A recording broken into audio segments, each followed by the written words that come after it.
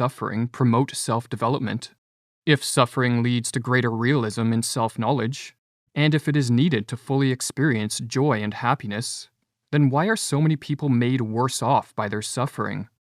Why, in other words, does suffering drive so many of us into states of chronic depression, resentment, pessimism, nihilism, and despair? Simply put, we have become too spoiled by the fruits of modern civilization, and as a result, most people are not practiced in the art of suffering.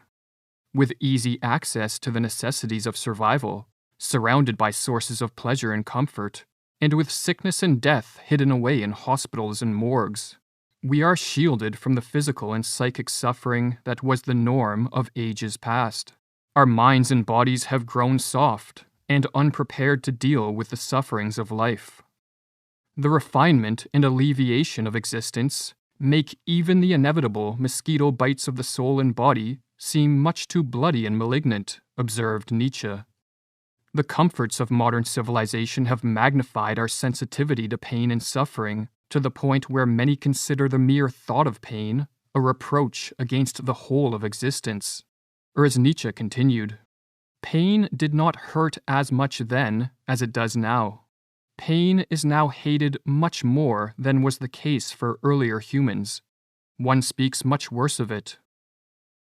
As a result of our pathological oversensitivity, when suffering does arise, many of us flee from it.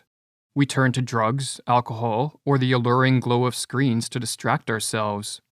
Should these techniques fail, psychotropic drugs can always numb us to our pains. But in always trying to escape, deny, or mask our suffering, we fail to harvest its value. For suffering's value comes only to those who are willing to endure it and prepared to face it head-on.